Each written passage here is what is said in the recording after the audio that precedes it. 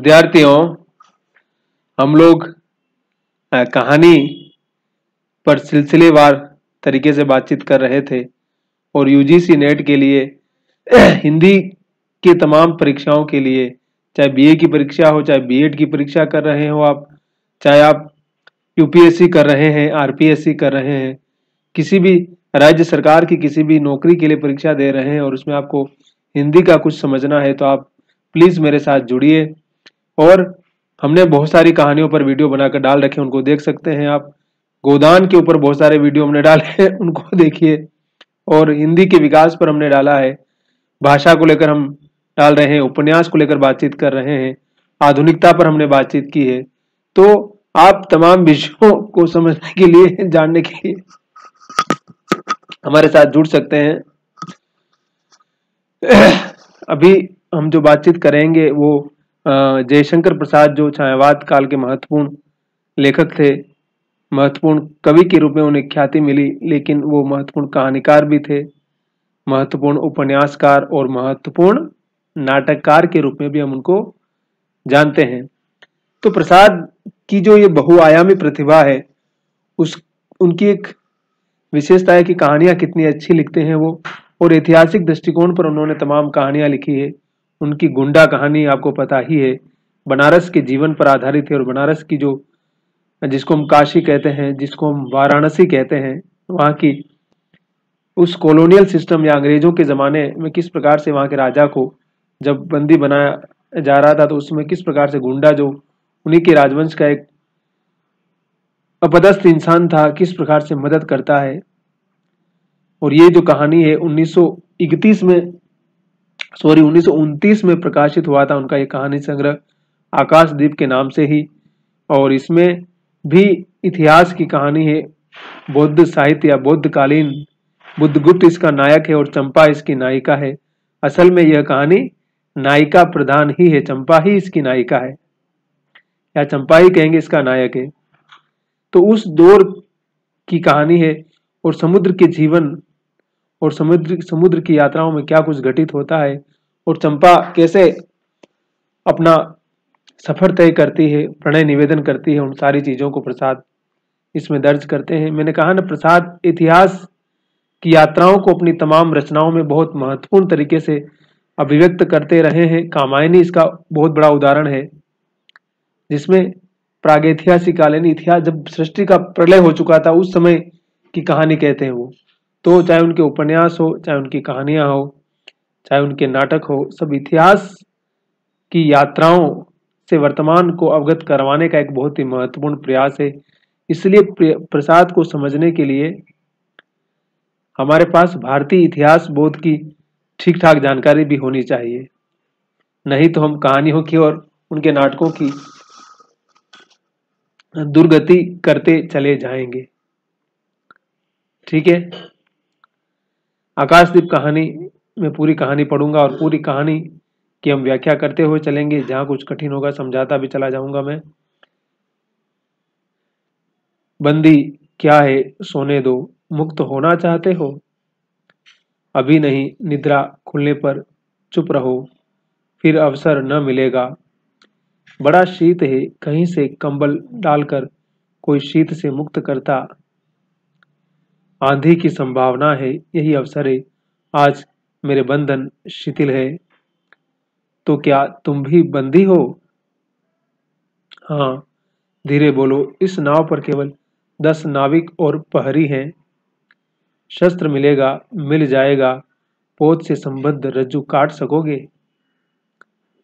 हाँ, अब देखिए कि ये समुद्र पर बंदी बना रखा है इनको, मतलब नाव के अंदर समुद्र में, और वहां से ये लोग आजाद होना चाहते हैं, वहीं की कहानी है। समुद्र में हिलोरे उठने लगी, दोनों बंदी आपस में टकराने लगे। पहले बंदी ने अपने को स्वतंत्र कर लिया, दूसरे का बंधन खोलने का वो प्रयत्न करने लगा। लहरों के धक्के एक दूसरे को स्पर्श से पुलकित कर रहे थे, मुक्ति की आशा, स्नेह का असंभावित आलिंगन। आजाद कौन नहीं होना चाहता है? दोनों ही अंधकार में मुक्त हो गए। दूसरे बंदी ने हर्षातिरेक से उसको गले लगा लिया। सहसा उस बंदी ने कहा, यह क्या, तुम स्त्री हो? क्या स्त्री होना कोई पाप है? अपने को अलग करते हुए स्त्री ने कहा, शस्त्र कहाँ है तुम्हारा? तुम्हारा नाम? चंपा। ये चंपा ही इस कहानी की नायिका है। और देखिए प्रसाद स्त्री जो को किस प्रकार से नायक बना रहे हैं, ये भी बहुत ही महत्वपूर्ण है। ध्रुव स्वामिनी उनका प्रसिद्ध नाटक है, उसमें देखिए ध्रुव स्वामिनी को नायक बना रहे हैं। तो कहीं ना कहीं इस पितृ सत्तात्मक व्यवस्था में स्त्रियों को इक्वलिटी का जो अधिकार मिलना चाहिए, जो हम आजकल स्त्री विमर्श की बहुत बातचीत करते हैं, अगर हम प्रसाद के साहित्य में देखेंगे तो उसके सूत्र भी हमें यत्र तत्र सर्वत्र बिखरे पड़े मिलेंगे। तो उसको भी हमें समझने की आवश्यकता है। तारक खचित नील अंबर और समुद्र के अवकाश में पवन उधम मचा रहा था। अंधकार से मिलकर पवन दुष्ट हो रहा था। समुद्र में आंदोलन था। नौका लहरों में विकल थी। स्त्री सतर्कता से लुढ़कने लगी। एक मतवाले नाविक के शरीर से टकराती हुई सावधानी से उसका कृपाण निकालकर फिर लुढ़कते हुए बंदी के समीप पहुंच गई। सहसा पोत से पथ प्रदर्शक ने चिल्लाकर कहा, आंधी।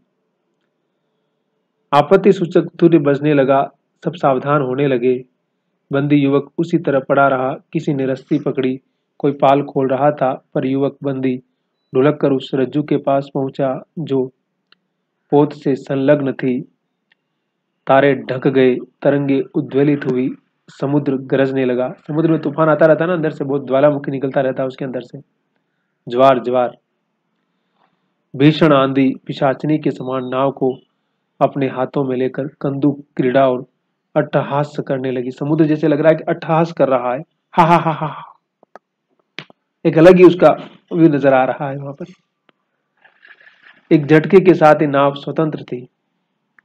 उस संकट में दोनों बंदी खिलखिलाकर हंस पड़े।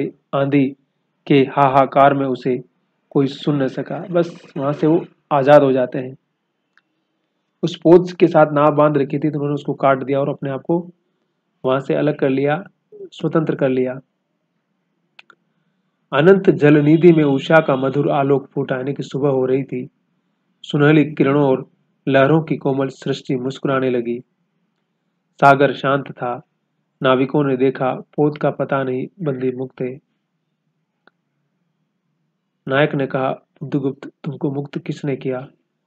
कृपाण दिखाकर बुद्धगुप्त ने कहा, इसने। देखिए शस्त्र की ताकत भी बता रहा है, युद्ध की कला को भी बता रहा है। नायक ने कहा, तुम्हें फिर बंदी बनाऊंगा। किस लिए? पोताध्यक्ष मणिभद्र अतल जल में होगा नायक। अब इस नौका का स्वामी मैं हूं। तुम जलदस्यु बुद्धगुप्त? कदापि नहीं, चौंक कर नायक ने कहा और अपना कृपाण टटोलने लगा। चंपा ने इससे पहले उस पर अधिकार कर लिया था। वह क्रोध से उछल पड़ा। तो तुम द्वंद्व युद्ध के लिए प्रस्तुत हो जाओ। जो विजयी होगा वह स्वामी होगा। इतना कहकर बुद्धगुप्त ने कृपाण देने का संकेत किया। चंपा ने कृपाण नायक के हाथ में दे दिया। भीषण घात प्रतिघात आरंभ हुआ। दोनों कुशल, दोनों त्वरित गति वाले थे। बड़ी निपुणता से बुद्धगुप्त ने अपना कृपाण दांतों से पकड़कर अपने दोनों हाथ स्वतंत्र कर लिए। चंपा भय और विस्मय से देखने लगी। नाविक प्रसन्न हो गए, परंतु गुप्त ने लाघव से नायक का कृपाण वाला हाथ पकड़ लिया और विकट हुंकार से दूसरा हाथ कटे में डाल उसे गिरा दिया। दूसरे क्षण प्रभात की किरणों में बुद्धगुप्त का विजय कृपाण हाथों में चमक उठा। नायक की कातर आंखें प्राण भिक्षा मांगने लगी। हरा दिया उसको। बुद्धगुप्त ने कहा, बोलो अब स्वीकार है कि नहीं? मैं अनुचर हूं, वरुण देव की शपथ। वरुण देव ने समुद्र देवता। मैं विश्वासघात नहीं करूंगा। बुद्धगुप्त ने उसे छोड़ दिया। चंपा ने युवक जलदस्यु के समीप आकर उसकी क्षतों को अपनी स्निग्ध दृष्टि और कोमल करों से वेदना विहीन कर दिया। बुद्धगुप्त के सुगठित शरीर पर रक्त बिंदु विजय तिलक कर रहे थे। शरीर बहुत हष्टपुष्ट मजबूत था ना, ऐसे लग रहा है कि जो खून बह रहा है वही उसके विजय का तिलक निकाल रहा है कि जीत गया नायक। विश्राम लेकर बुद्धगुप्त ने पूछा, हम लोग कहाँ होंगे? बाली द्वीप से बहुत दूर, संभवतः एक नवीन द्वीप के पास जिसमें अभी हम लोगों का बहुत कम आना जाना होता है। सिंहल के वणिकों का वहाँ प्राधान्य है। कितने दिनों में हम लोग वहाँ पहुँचेंगे। वणिक मतलब व्यापारी लोग। भाई समुद्री यात्रा तो उस जमाने में खास तौर से व्यापार के लिए ही लोग करते थे, तो ये लोग भी वही कर रहे थे। अनुकूल पवन मिलने पर 2 दिन में और तब तक के लिए खाद्य का अभाव न होगा। सहसा नायक ने नाविकों को डांड लगाने की आज्ञा दी और स्वयं पतवार पकड़कर बैठ गया। बुद्धगुप्त के पूछने पर उसने कहा, यहाँ एक जलमग्न शेलखंड है, सावधान न रहने से नाव टकराने का भय है। आप जानते हैं समुद्र में बहुत सारी बर्फ की चट्टानें होती है। आपने फिल्म देखी होगी नहीं, टाइटैनिक, उसमें किस प्रकार से पूरा जहाज टूट जाता है। क्यों? क्योंकि वो नीचे समुद्र में बर्फ की चट्टान से टकरा जाता है। और आपको पता है कि वो कहानी कब की है? 1912 की बात है। 1912 में ही टाइटैनिक डूबा था और 1929 की कहानी है। आप उससे वो भी समझ सकते हैं कि किस प्रकार से समय समय की। और 1997 में उसके ऊपर फिल्म बनी थी। टाइटैनिक जो फिल्म बनी है वो 1997 में बनी थी और सबसे बड़ी फिल्म और सबसे प्रसिद्ध फिल्म रही है, बहुत चर्चित फिल्म रही है वो। आप कहीं पर भी उसको देख सकते हैं यूट्यूब में जाकर के। तो समुद्र के अंदर जो चट्टानें होती है वो कितनी खतरनाक हो सकती है। और जब जिस टाइटैनिक जहाज के बारे में दावा किया गया था कि ये जहाज कभी नहीं डूब सकता है, वो पहले ही यात्रा में डूब गया था। तो यहाँ भी कुछ इसी तरह की बात ये लोग बता रहे हैं। तुम्हें इन लोगों ने बंदी क्यों बनाया? वणिक यानी कि व्यापारिक मणिभद्र की पाप वासना ने तुम्हारा घर कहाँ है? जाह्नवी के तट पर चंपा नगरी की एक क्षत्रिय बालिका हूँ। पिता इसी मणिभद्र के यहाँ पहरी का काम करते थे। वो चंपा अपना पूरा पता बता रही है कि उसका अतीत क्या है। माता का देहावसान हो जाने पर मैं भी पिता के साथ नाव पर ही रहने लगी। 8 बरस से समुद्र ही मेरा घर है। तुम्हारे आक्रमण के समय मेरे पिता ने ही 7 दस्युओं को मारकर जल समाधि ली थी। यानी समुद्री जो डाकू होते हैं उसमें झगड़ा हो गया ना, तो कह रही कि जब तुम लोगों ने आक्रमण किया था ना, उसमें मेरे पिता ने 7 समुद्री डाकुओं को मारकर खुद ही समुद्र में समा गए थे। वो भी मर गए थे समुद्र में ही। एक मास हुआ मैं इस नील नभ के नीचे नील जलनिधि के ऊपर एक भयानक अनंतता में निस्सहाय हूँ, अनाथ हूँ। मणिभद्र ने मुझसे एक दिन घृणित प्रस्ताव किया। मैंने उसे गालियां सुनाई। उसी दिन से उसने मुझे बंदी बना लिया। चंपा रोष से जल रही थी। बोल रहा है कि उसने कहा था कि मुझसे शादी करो या दैहिक संबंध बनाने की कुछ बात कही होगी। तो कहती है कि मैंने जब इस प्रकार की बात वो बोलता है तो फिर मैंने उसको खूब गालियां सुनाई और खूब बातें कही। और कहती है कि तब से ही मैं यहाँ, बस मुझे उसने बंदी बना लिया और तब से मेरा हाल यही है। ये कौन बता रहा है? ये लड़की बता रही है। ये सब बात है भाई।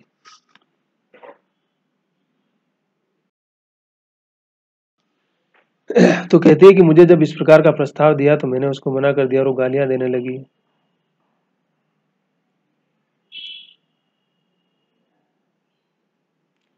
मैं भी ताम्रलिपि का एक क्षत्रिय हूँ चंपा, परंतु दुर्भाग्य से जलदस्यु बनकर जीवन बिताता हूँ। अब तुम क्या करोगी? मैं अपने अदृष्ट को अनिर्दिष्ट ही रहने दूंगी, वह जहां ले जाए। चंपा की आंखें निस्सीम प्रदेश में निरुद्देश्य थी। किसी आकांक्षा के लाल डोरे न थे। धवल अपांगों में बालकों के सदृश विश्वास था। हत्या व्यवसायी दस्यु भी उसे देखकर कांप गया। उसके मन में एक संभ्रमपूर्ण श्रद्धा यौवन की पहली लहरों को जगाने लगी। समुद्र वक्ष पर विलंबमयी राग रंजित संध्या थिरकने लगी। यानी कि नौजवान लड़की भी थी, लेकिन उसके जीवन में पूरी तरह से एक अनिश्चितता थी। उसे पता नहीं था कि अब मुझे आगे क्या करना है। चंपा के असंयत कुंतल उसकी पीठ पर बिखरे थे, यानी बाल बिखरे हुए थे। बड़ी सुंदर लग रही थी वो। दुर्दांत दस्यु ने देखा अपनी महिमा में अलौकिक एक तरुण बालिका। वह विस्मय से अपने हृदय को टटोलने लगा। उसे एक नई वस्तु का पता चला, वह थी कोमलता। भाई बुद्धगुप्त भी तो समुद्री डाकू था ना, उसके अंदर संवेदना और कोमलता कहाँ थी। लेकिन जैसे ही इस लड़की को देखा उसने, चंपा को, उसके भीतर एक मासूमियत, कोमलता, मनुष्यता, एक राग का उसे एहसास हुआ और पहली बार उसने अपने भीतर कोमलता को महसूस किया। देखिए स्त्री पुरुष को कैसे कोमल कर सकती है, उसको इंसान बना सकती है। यहाँ पर प्रसाद कहीं न कहीं स्त्री की उसी भूमिका, उसी करुणा, उसी कोमलता की बात करते नजर आते हैं। उसी समय नायक ने कहा, हम लोग द्वीप के पास पहुंच गए हैं। बेला से नाव टकराई, चंपा निर्भीकता से कूद पड़ी, मांझी भी उतरे। बुद्धगुप्त ने कहा, जब इसका कोई नाम नहीं है तो हम लोग इसे चंपा द्वीप कहेंगे। चंपा हंस पड़ी। उसने कहा कि आज कोई नाम नहीं था तो उसने चंपा के नाम पे उस जगह का नाम चंपा द्वीप रख दिया था उसने। इसको कहते हैं प्यार या मोहब्बत। अब 5 साल के बाद क्या होता है? शरद के धवल नक्षत्र नील गगन में जलमला रहे थे। चंद्र की उज्जवल विजय पर अंतरिक्ष में शरद लक्ष्मी ने आशीर्वाद के फूलों और खिलों को बिखेर दिया। चंपा के उच्च सोन पर बैठी हुई तरुणी चंपा दीपक जला रही थी। बड़े यत्न से अभ्रक की मंजूषा में दीप धरकर उसने अपनी सुकुमार उंगलियों से डोरी खींची। वह दीपाधार ऊपर चढ़ने लगा। भोली भोली आंखें उसे ऊपर चढ़ते बड़े हर्ष से देख रही थी।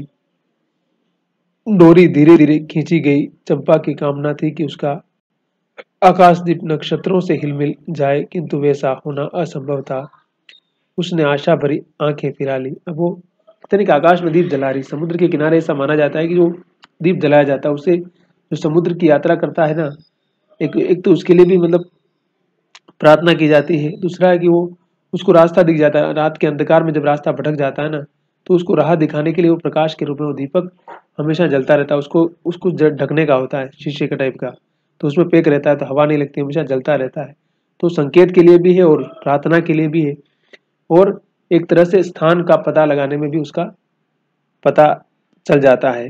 क्योंकि आजकल तो टेक्नोलॉजिकल बहुत सारे संसाधन हो गए हैं, लेकिन उस जमाने में तो वही पारंपरिक चीजें थी। चीजों को ट्रेस आउट करने के लिए, रास्ते खोजने के लिए, तो कहीं न कहीं वही लोकाचार, वही जीवनाचार के दर्शन या उस संदर्भ को भी हम वहां से जोड़ सकते हैं। सामने जलराशि का रजत श्रृंगार था, यानी पानी पानी था जो चांदी की तरह नजर आ रहा था। कभी समुद्र को देखिए आप। वरुण बालिकाओं के लिए लहरों से हीरे और नीलम की क्रीड़ा शेल मेला मालाएं बन रही थी, और वे मायाविनी छलनाएं अपनी हंसी का कलनाद छोड़कर छिप जाती थी। दूर दूर से धीवरों का वंशी झनकार उनके संगीत सा मुखरित होता था। चंपा ने देखा कि सरल संकुल जलराशि में उसके कंडील का प्रतिबिंब अस्त व्यस्त था। वह अपनी पूर्णता के लिए सैकड़ों चक्कर काटता था। मनमनी होकर उठ खड़ी हुई, किसी को पास न देखकर पुकारा, जया। एक श्यामा युवती सामने आकर खड़ी हुई। वह जंगली थी। नील नभोमंडल के मुख में क्षुद्र नक्षत्रों की पंक्ति के समान उसके दांत हंसते ही रहते। वह चंपा को रानी कहती। बुद्धगुप्त की आज्ञा थी। महानाविक कब तक आवेंगे, बाहर पूछो। तो चंपा ने कहा। जया चली गई। अब पूछा कि महानाविक कब आएगा, बुद्धगुप्त कब आएगा भाई। दुरागत पवन चंपा के अंचल में विश्राम लेना चाहता था। उसके हृदय में गुदगुदी हो रही थी। आज न जाने क्यों वह बेसुध थी। वह दीर्घकाल दृढ़ पुरुष ने उसकी पीठ पर हाथ रखकर चमत्कार कर दिया। उसने फिर कर कहा, बुद्धगुप्त, बावली हो क्या? यहाँ बैठी हुई अभी तक दीपक जला रही हो? तुम्हें यह काम करना है? क्षीर निधि शाही अनंत की प्रसन्नता के लिए क्या दासियों से आकाश दीप जलवाऊं? क्षीर निधि शाही यानी समुद्र के बारे में बोल रही कि समुद्र को खुश रखने के लिए क्या मैं अपनी जो नौकरानी है उनसे बोलूं दीपक जलाने के लिए? ये तो मेरा ही काम है, क्योंकि मुझे इसके लिए प्रार्थना करनी है, उसको खुश रखना है ना। हंसी आती है, तुम किसको दीपक जलाकर पथ दिखलाना चाहती हो? उसको जिसको तुमने भगवान मान लिया है। हाँ, वह कभी भटकते हैं, भूलते हैं नहीं तो बुद्धगुप्त को इतना ऐश्वर्य क्यों देते हैं? कह रहे हैं कि हाँ, ये मान के चलो तुम कि मैं उसी के लिए प्रार्थना कर रही हूँ, नहीं तो तुम्हें इतनी समृद्धि कहाँ से मिलती। तो बुरा क्या हुआ इस द्वीप की अधीश्वरी चंपा रानी? मुझे इस बंदी गृह से मुक्त करो। अब तो बाली, झावा और सुमात्रा का वाणिज्य केवल तुम्हारे ही अधिकार में, क्योंकि बहुत बड़ा व्यापारी बन गया था बाद में, समुद्री व्यापारी। तो कह रही कि अब तो तुम्हारे पास बहुत सारा पैसा, पा, पावर, प्रॉपर्टी आ गया है, अब मुझे तुम यहाँ से आजाद कर दो। महानाविक, परंतु मुझे उन दिनों की स्मृति सुहावनी लगती है जब तुम्हारे पास एक ही नाव थी और चंपा के उपकूल में पर्ण लद कर हम लोग सुखी जीवन बिताते थे। इस जल में अगणित बार हम लोगों की तरी आलोकतमय प्रभात में तारिकाओं की मधुर ज्योति में थिरकती थी। बुद्धगुप्त, उस विजन अनंत में जब माझी सो जाते थे, दीपक बुझ जाते थे, हम तुम परिश्रम से थक कर पालों में शरीर लपेटकर एक दूसरे का मुंह क्यों देखते थे, वह नक्षत्रों की मधुर छाया। वो अपने समय को याद कर रही कि जब तुम्हारे पास इतना लंबा चौड़ा व्यापार नहीं था और छोटा सब कुछ था, तब कितना सुख था और कितना आराम था हमारी जिंदगी में। अब तो तुम पूरी तरह से बदल चुके हो। तो चंपा, अब उससे भी अच्छे ढंग से हम लोग विचार सकते हैं। तुम मेरी प्राणदात्री हो, मेरी सर्वस्व हो। नहीं नहीं, तुमने दस्युवृत्ति छोड़ दी, परंतु हृदय वैसा ही अकरुण, संतृष्ण और ज्वलनशील है। फिर तुम अब तुम तो डाकू वाला काम छोड़ दिए हो, लेकिन तुम अभी अंदर से कठोर हो। जबकि उसे कोमलता का एहसास चंपा ने ही करवाया था, लेकिन चंपा को अभी तक इसका यकीन नहीं है। तुम भगवान के नाम पर हंसी उड़ाते हो, मेरे आकाश द्वीप पर व्यंग कर रहे हो। नाविक, उस प्रचंड आंधी में प्रकाश की एक एक किरण के लिए हम लोग कितने व्याकुल थे। मुझे स्मरण है जब मैं छोटी थी, मेरे पिता नौकरी पर समुद्र में जाते थे, मेरी माता मिट्टी का दीपक बांस की पिटारी में भागीरथी के तट पर बांस के साथ ऊंचे टांग देती थी। मैंने कहा नहीं कि वो उसी का सोचेगी। ये कह रही कि मेरी माँ भी जब मेरे पिता जाते थे तो उनकी, कहते कि ऐसा कहा जाता है कि उनकी जीवन रक्षा के लिए भी वो दीपक जलाया जाता है और उनको रास्ता दिखाने के लिए भी, और वापस सुख उसी यात्रा को करते हुए वापस वो जिंदा लौट के आ जाए, इसी की प्रार्थना के लिए वो दीपक जलाया जाता था। आपने मलयालम एक उपन्यास है, तक्षी शिवशंकर पिल्ले, बहुत ही फेमस राइटर है, मछुआरे, बहुत ही प्रसिद्ध उपन्यास है वो। उसके बारे में भी आपको बहुत सारी जानकारी मिल जाएगी। अगर उसमें पढ़ेंगे तो वो भी समुद्र की कहानी ही, प्रेम कहानी है, त्रासद प्रेम कहानी है। तो उसमें भी कुछ ऐसा ही जिक्र होता है कि लड़की लड़के के लिए दीप जलाती है, वो मतलब ये यहाँ जो जला रही वैसे ही जलाती है, और प्रार्थना करती है कि मेरा पति वापस लौट आए। और तब तक वो प्रार्थना भी होती है और प्रतिज्ञा भी होती है कि जब उसका जो पति है चाहे लेट आए चाहे जल्दी आए, तब तक स्त्री संयम रखेगी और किसी दूसरे पुरुष के साथ सेक्सुअल संबंध नहीं बनाएगी। अगर वो बना लेती है तो कहा जाता है कि उसको पाप लगता है और उसके पति को श्राप मिलता है और पति कहीं समुद्र में मर जाता है। और अगर वो इस नियम का पालन करती है, प्रार्थना करती है, तो उसका पति वापस सुखद तरीके से यात्रा करके, शिकार करके, जो भी काम करने जा रहा है वापस करके वापस आ जाता है। यही उसकी, उसके पीछे की जो मनोकामना है, प्रतिज्ञा है, या कह सकते हैं कि एक खास तरह की जो मान्यता है, वो कुछ ऐसे ही है। और क्या बोलते कि क्या मतलब प्रार्थना करती थी मेरी माँ, उस समय वो प्रार्थना करती थी, भगवान मेरे पथभ्रष्ट नाविक को अंधकार में ठीक पथ पर ले चलना। और जब मेरे पिता बरसों बाद लौटते तो कहते, साध्वी, तेरी प्रार्थना से भगवान ने संकटों में मेरी रक्षा की है ना। मतलब हाँ, वो स्त्री प्रार्थना करती है अपने पुरुष के लिए, और सच में समुद्र उसकी प्रार्थना सुनता। और वो कहते हैं कि जब मेरे पिता बरसों बाद लौट के आते तो कहते हैं कि साध्वी, तेरी प्रार्थना सफल रही, तुमने सच में मेरे लिए प्रार्थना की या कष्ट सहा।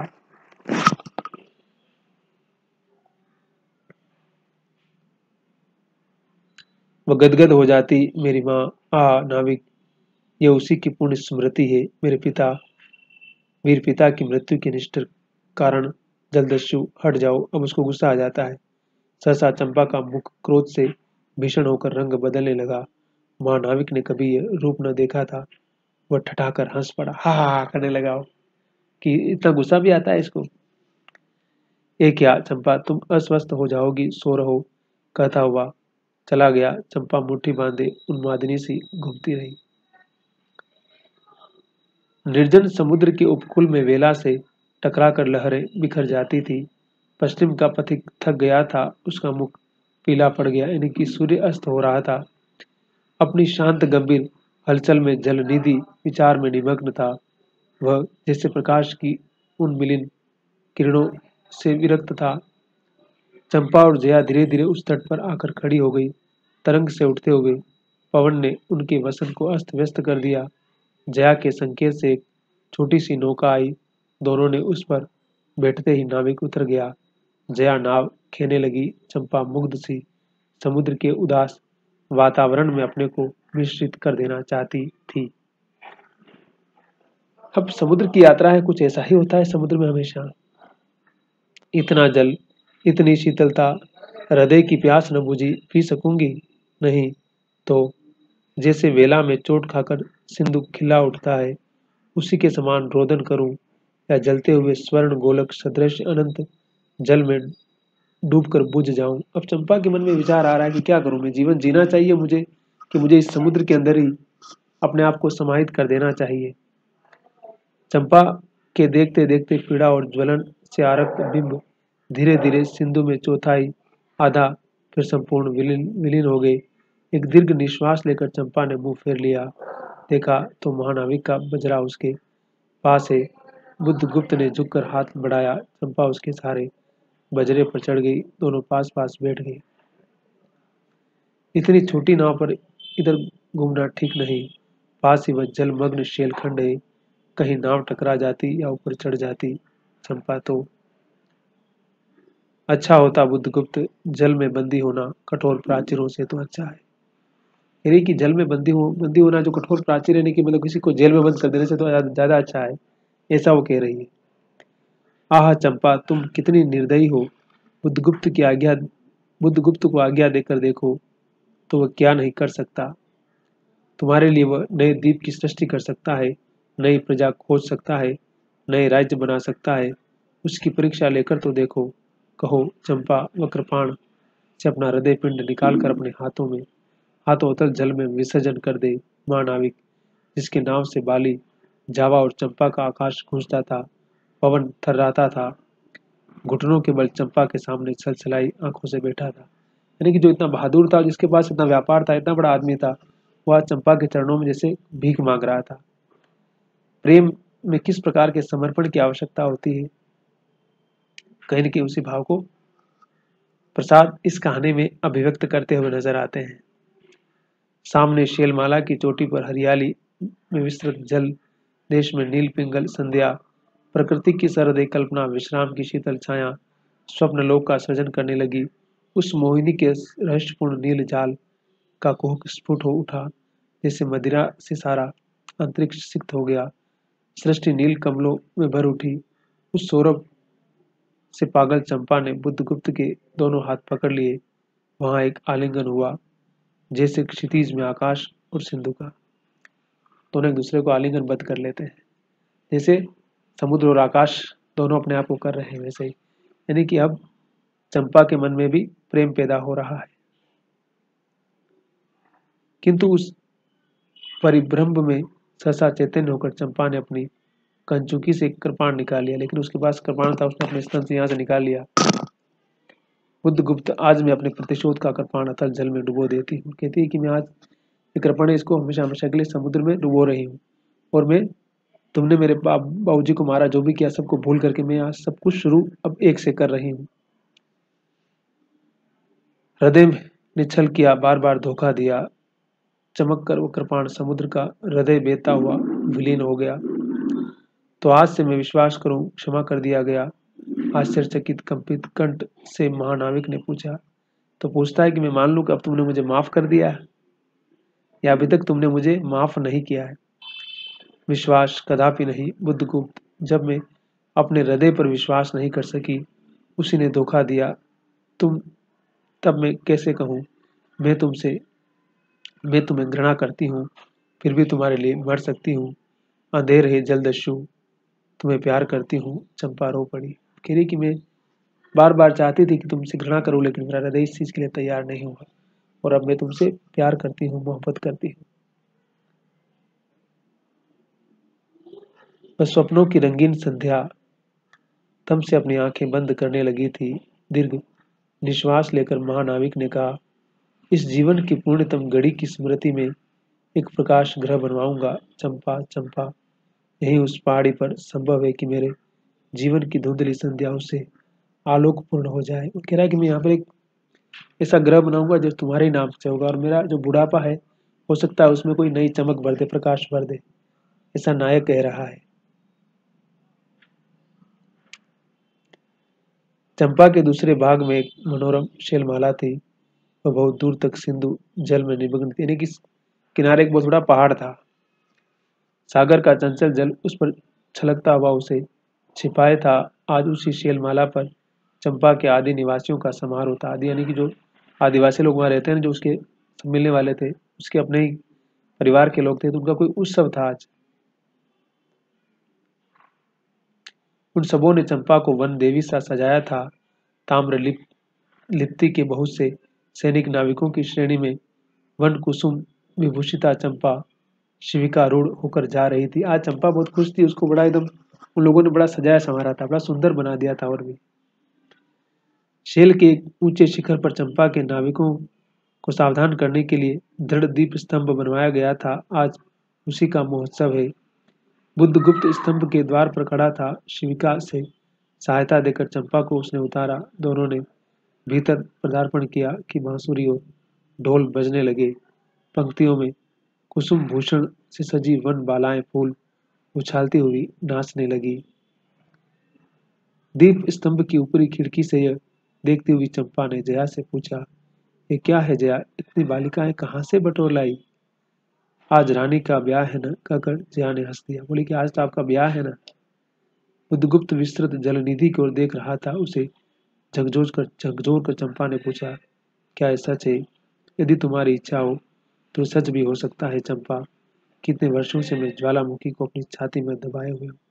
यानी स्त्री की तलाश है उसे बिना, तो इतना बड़ा उत्सव हुआ तो शायद इसका ब्याह हो जाए। लेकिन चंपा कह रही कि मुझे मालूम नहीं और तुमने मुझे बताया नहीं। तो कहता है कि अगर तुम तैयार हो तो हो सकता है, अगर तुम तैयार नहीं हो तो नहीं हो सकता है।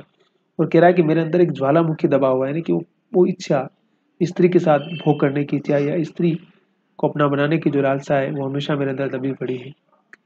चुप रहो महानाविक, क्या मुझे निस्सहाय और कंगाल जानकर तुमने आज सब प्रतिशोध लेना चाहा? लेकिन वो शादी करने के मूड में नहीं थी। मैं तुम्हारे पिता का घातक नहीं हूँ चंपा। एक दूसरे दस्यु के शस्त्र से मरे, मैं इसका विश्वास कर सकती बुद्धगुप्त। वह दिन कितना सुंदर होता, वह क्षण कितना स्मरणीय।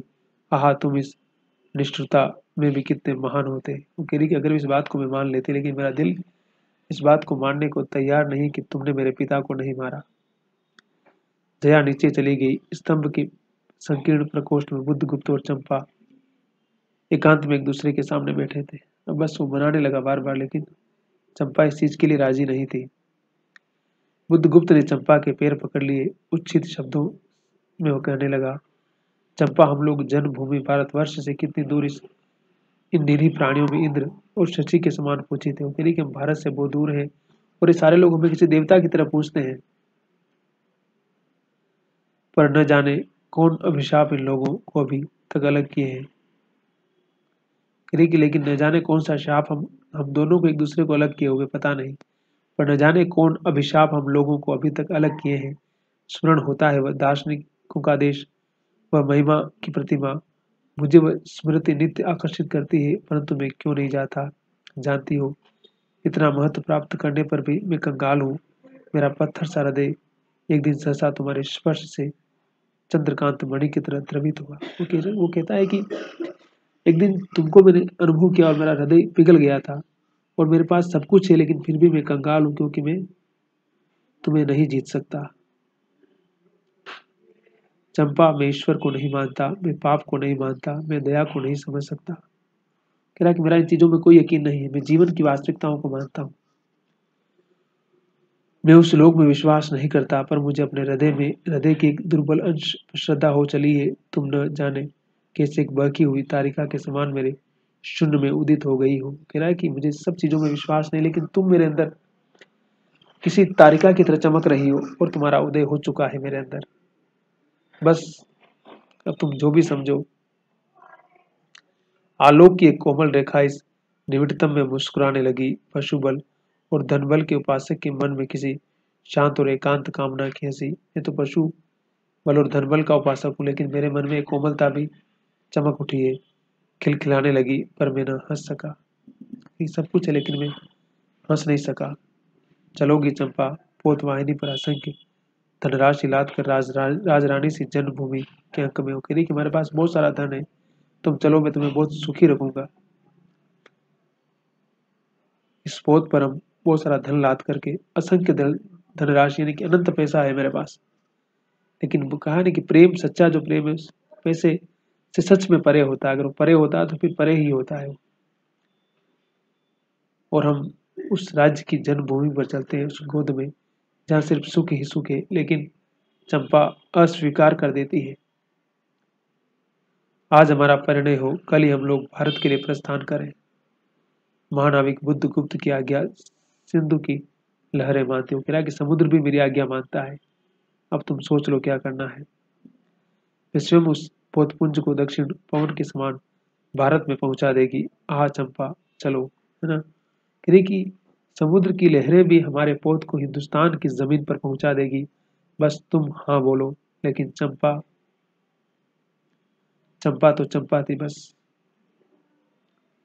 चंपा ने उसके हाथ पकड़ लिए। किसी आकस्मिक झटके ने एक पल भर के लिए दोनों के अधरों को मिला दिया। दोनों किस कर रहे हैं। सहसा चैतन्य होकर चंपा ने कहा, बुद्धगुप्त, मेरे लिए ये सब मिट्टी हो। लेकिन चंपा ने कहा ना कि ये धन वन मेरे लिए कुछ भी नहीं, सब मिट्टी है मेरे लिए। मुझे इन सब चीजों से कोई मोह नहीं है। सब जल तरल तरल है, सब पवन शीतल है। कोई विशेष आकांक्षा हृदय में अग्नि के समान प्रज्वलित नहीं। सब मिलाकर मेरे लिए एक शून्य हो। कह सब शून्य। मुझे इन सब चीजों से कोई मोह लगाव नहीं रहा है। प्रिय नाविक, तुम स्वदेश लौट जाओ। कह तुम जा सकते हो, मैं नहीं आऊंगी। विभवों का सुख भोगने के लिए, कि संसार, तुम्हारे पास पैसा है, संसार है, तुम किसी और स्त्री से भी प्यार कर सकते हो, ब्याह कर सकते हो, और तुम्हारे पास तो सब कुछ है। कोई भी स्त्री तुमसे शादी कर लेगी। क्या कहती हो कि तुम लौट जाओ? बिल्कुल लौट सकते हो, और मुझे छोड़ दो इन निरीह भोले भाले प्राणियों के दुख की सहानुभूति और सेवा के लिए। और मुझे, ये जो साधारण लोग हैं, इन्हीं के साथ मैं जीना चाहती हूँ। मेरी कोई बहुत बड़ी आकांक्षा नहीं है। तब मैं अवश्य चला जाऊंगा चंपा। और बुद्धगुप्त कहता है कि बस मैं चला जाऊंगा। यह रहकर मैं अपने हृदय पर अधिकार रख सकूं, इसमें संदेह है। बोल रहा है कि अगर मैं यहाँ रहा तो फिर तुम्हारे प्यार में और पागल होता चला जाऊंगा। इससे अच्छा है कि मैं यहाँ से चला ही जाऊंगा। आहा, उन लहरों में मेरा विनाश हो जाए। और कह रहा कि मैं इन लहरों में डूबना चाहता हूँ मैं भी। नाविक, महानाविक के उच्छ्वास में विकलता थी। फिर उसने पूछा, तुम अकेले यहाँ क्या करोगी? वो व्याकुल था, परेशान था, लेकिन वो जानना चाहता था कि अब मैं तो जा रहा हूँ, लेकिन तुम यहाँ क्या करोगी? पहले विचार था कि कभी कभी इस दीप स्तंभ पर से आलोक जलाकर अपने पिता की समाधि का इस जल से अन्वेषण करूंगी, किंतु देखती हूँ मुझे भी इसी में जलना होगा, जैसे आकाशदीप। क्या कहती हो? कहती कि मुझे भी आकाशदीप की तरह यहाँ जलते रहना होगा, और मैं ऐसे ही जलते रहूंगी बस। चंपा की यही कहानी। उस प्रेम में, मतलब तुम भी चले जाओगे, मेरी माँ, मेरे पिता सब चलेंगे, तो मैं उस आकाशदीप के समान हमेशा उस आने वाले, न जाने कितने प्रेम करने वाले, मोहब्बत करने वाले लोगों के लिए इसी तरह से जलना चाहती हूँ। एक दिन स्वर्ण रहस्य के प्रभात में चंपा ने अपने दीप स्तंभ पर से देखा। सामुद्रिक नावों की एक श्रेणी चंपा का उपकूल छोड़कर पश्चिम में उत्तर की ओर महाजल व्याल के समान संतरण कर रही है। उसकी आंखों से आंसू बहने लगे। आंखों से आंसू आ गए। उसका प्रेमी जा रहा है। फिर यह कितनी शताब्दियों पहले की कथा है। चंपा आजीवन इस उस दीप स्तंभ में आलोक जलाती रही, और चंपा ने वही किया, हमेशा वो दीपक जलाती रही बस। किंतु उसके बाद भी बहुत दिन दीप निवासी उस माया, ममता और स्नेह सेवा की देवी की समाधि सदृश पूजा करते थे। लेकिन वो ममता की देवी थी ना। फिर यहाँ के जो निवासी थे, भोले भाले आदिवासी लोग, उसकी पूजा करते रहे, उसको नमन करते रहे। एक दिन काल के कठोर हाथों ने उसे भी अपनी चंचलता से गिरा दिया, और एक दिन वो भी इस दुनिया से चली जाती है। समय से आगे कौन चल सकता है। तो चंपा भी विदा हो जाती है और उसकी जो स्मृतियां हैं, उसका जो प्यार है, उसकी जो निष्ठा है और उसकी जो साधना है, उसका जो त्याग है, वो हमेशा हमेशा के लिए आदर्श बनकर रह जाता है, हमारे साथ रह जाता है और कहानी समाप्त हो जाती है। तो प्रसाद की ये ताकत है कि बुद्धगुप्त भी चला जाता है और चंपा भी रह जाती है, और दोनों में एक समझदारी भी बनी रहती है कि अगर तुम नहीं चाहती हो शादी करना तो कोई जबरदस्ती नहीं है। इसलिए प्रेम में इस प्रकार का स्वीकार्य बहुत जरूरी है, आपसी समझदारी और अंडरस्टैंडिंग बहुत जरूरी होती है। तो प्रसाद का की रेंज बहुत बड़ी है और भाषा देखिए कितनी खूबसूरत है, कितनी काव्यात्मक भाषा लिखते हैं प्रसाद। जैसे लगता है कि वो गद्य नहीं कविता लिख रहे हैं, और कवि के रूप में तो प्रसाद का कोई सानी ही नहीं है, आप जानते ही हैं। तो प्रसाद में युगबोध भी है, भाषा भी है, नैरेटिव भी डिफरेंट है उनका, और वो सिर्फ अतीत जीवी नहीं है, वो वर्तमान के संदर्भ में उन सारी चीजों की व्याख्या कर रहे हैं। इसलिए प्रसाद बहुत ही महत्वपूर्ण रचनाकार है। और कहानी की परिचर्चा यही समाप्त करते हैं। हम मिलेंगे अगले वीडियो में अगली कहानी या अगली कविता या अगले किसी विषय पर बातचीत करते हुए। आपने मुझे यहाँ तक सुना उसके लिए बहुत बहुत शुक्रिया।